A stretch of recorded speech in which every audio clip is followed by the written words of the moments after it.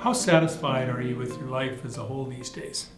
Well, this is the question that's asked in the World Values Survey in over 100 countries. You know those studies where they compare countries and their happiness, and they say Canada is this happy and Bhutan, of course, is very happy. And imagine that same question is asked in adolescent student surveys now in over 80 countries.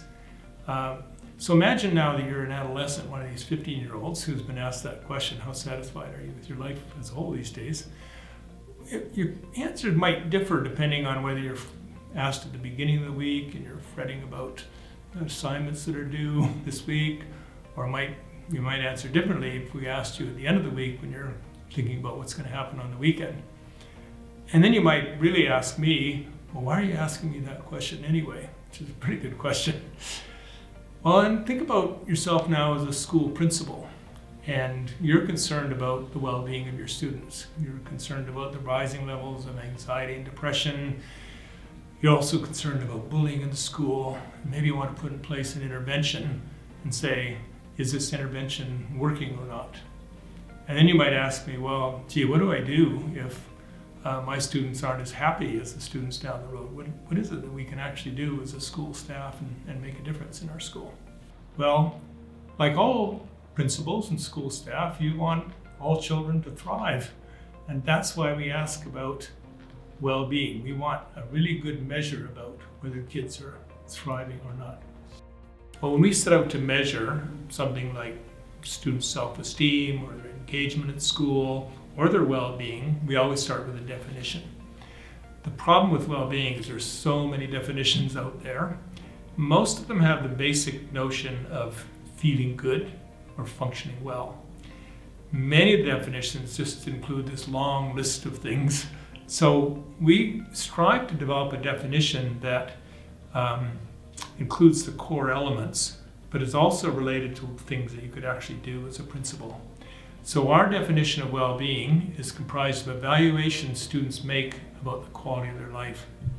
The evaluations are derived from being healthy, feeling safe, having pleasurable experiences, being accepted by others, being engaged in experiences that are personally meaningful, and having a sense of purpose in life. Using our framework to develop a set of well-being measures for the OurSCHOOL Survey, we started with that general life satisfaction question that I mentioned earlier, and we have a general measure of health, children's health. We wanted those two questions because that allows us to link our survey results to results for a whole school district or a province or even a whole country. Remember, it was that life satisfaction questions asked in about 100 different countries. We also have measures of what we call self-defining activities and behaviors. These are the things that are kind of core to a child. We call it the orientation to well-being, kind of core to how children see themselves. How much time do they devote to activities that are all about feeling good, pleasurable things in life, and how much time do they devote to things that are really core to who they are, their own sense of purpose in life. We also ask about goal-oriented behaviors. Can students set challenging goals and know this, break it down into steps and know how to implement, have strategies for implementing goals? And then we also ask about self-regulation. That is, students having conscious control over their thoughts, behaviors, and actions. I like that framework of stop, think, and act. And this is something that you can actually, some students who lack self-regulation, as it were, act before they stop and think. And this is something that can be trained from a very early age. We also have some of the long-standing measures that have been used in the OurSCHOOL Survey. This includes self-esteem, feeling safe at school, having a sense of belonging at school. That's really one of the core ones. And being able to develop positive friendships. And then finally, we include our measures of anxiety and depression, because most schools are interested in saying what is the prevalence of students experiencing anxiety and depression in our school.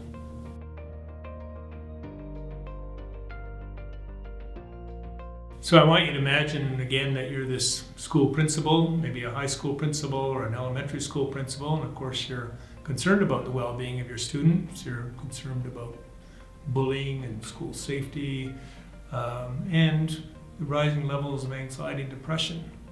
And you've got your OurSCHOOL data now, and you're saying, okay, well now what do I do? And what is it that our school can do to increase student well-being? Well, we divide it up into 3 broad strategies. The first one is building and strengthening students' personal assets. The core to that is having someone who's really linked to the child one-on-one, an advocate for the child, if you will, that's watching their progress over the course of their elementary or their high school career. And it's focused on 3 things: increasing their literacy and numeracy skills.